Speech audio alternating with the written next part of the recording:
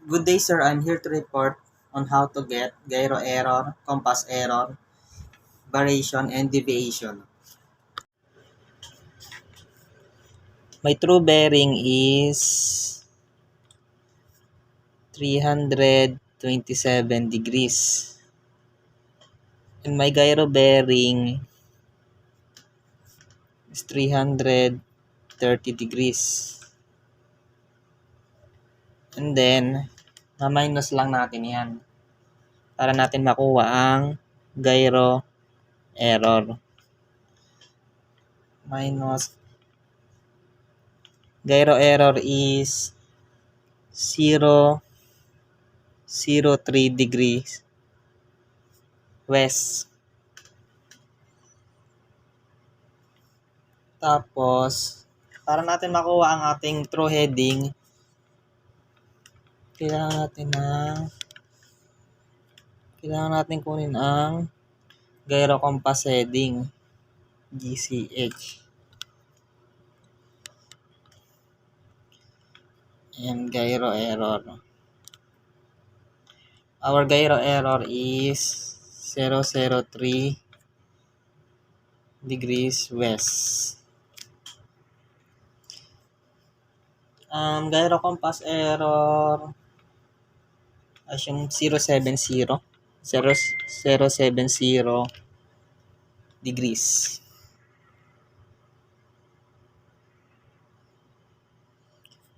And then, ma-minus lang uli natin yan para makuha natin ang true heading. Our true heading is equal to 0.67 degrees.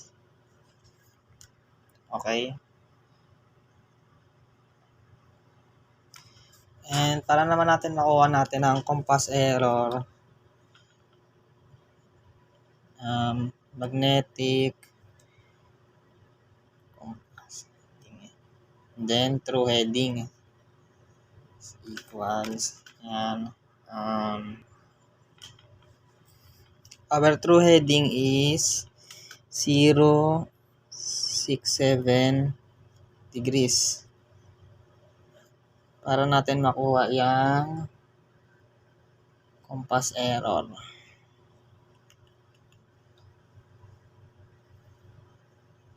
Ating magnetic compass heading is 0.76 degrees. Okay, minus lang uli sila, equals to 0.07 degrees west. Now,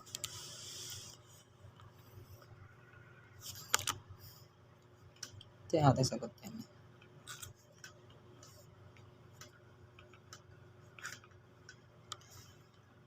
Variation naman equals to 4 degrees.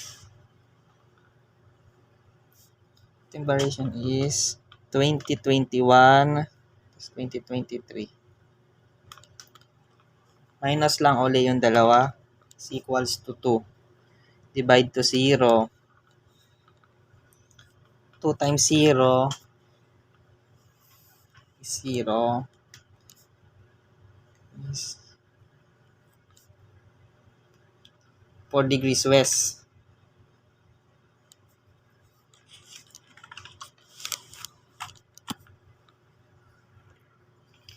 Magnetic compass is estimated lang din yan. Okay, dito na back to variation na tayo. 0.4 degree west times 2 is 0.4 degree west. Tapos, divide lang natin sa 60.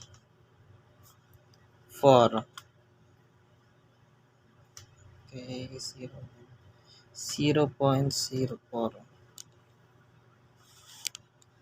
So, ang PB natin ay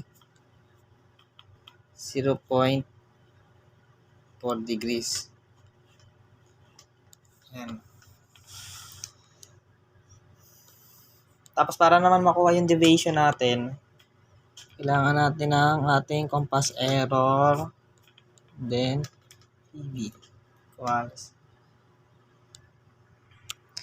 Ang ating compass error ay 7. 7 degrees west.